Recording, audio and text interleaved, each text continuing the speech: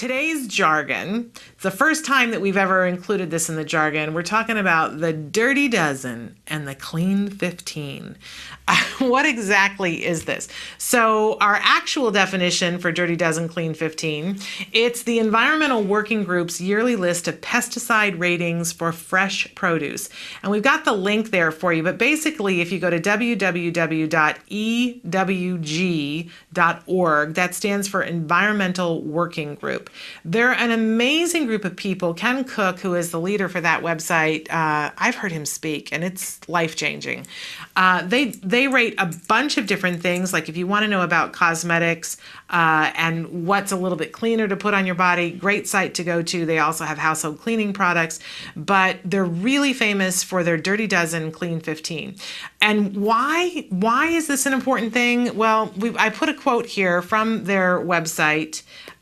In 2012, the American Academy of Pediatrics, which is a pretty important group that tends to be a little bit mainstream, right? They're very cautious about what they say with good reason, right? They issued a policy statement that said that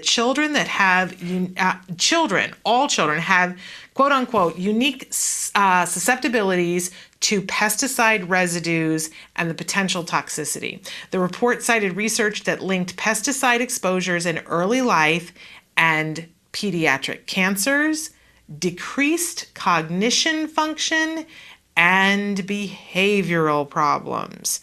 Okay, so that's got to send a red flag up for any of you that deal with anybody who's on the autism spectrum, right? It's like, what you talking about, Willis, right? Let's take a look at our actual definition here of Dirty Dozen Clean 15. It's an easy to follow list that prioritizes which items you should buy organic. There have been a couple of different studies that have come out, and we're going to talk more about this a little bit later on the show when we get into how are you organic on a budget. But I don't know about you, I always used to think, well, organic is a lovely thing for the environment, and it's better for the environment, and it's better for the groundwater, and I want to participate when I can, but I don't want to spend a lot more money on organic because, you know, a lot of times on the news they say it's not any healthier for an individual. It's than buying the conventional produce. It's really just better for the environment. And I want to be a good person and I want to care about the environment, and it's on my list of things to do, but I also got to keep a roof over the head. And especially when I got a kid with autism, groceries are expensive enough. Do I really need to pay that extra 20 cents, 30 cents, or $3 a pound more? And that was sort of where my head was with it. I was like, when it's an opportunity and there's just a small price margin, I'm going to up it and go for the thing that's organic. Then I found out about the Dirty Dozen and the Clean 15, and it flipped that entire equation on its head for me.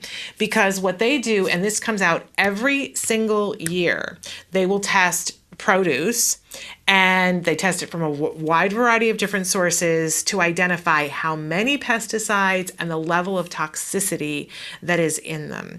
And they put it on a rating scale showing what has the most pesticides and is more likely to have pesticide residue on it, and what is the least likely to. So instead of going by what the price difference is on something in the store, you're going off the idea of, I want to invest my money in things where I'm going to see a bang for my buck.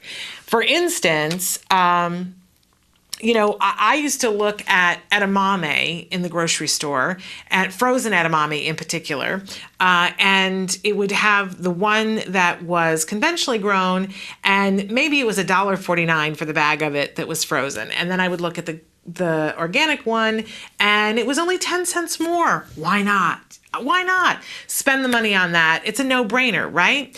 When in fact, if I were to look at the Dirty Dozen Clean 15 and it changes every year, I might find that honestly, the one that's conventionally grown probably is just as clean as the organic one.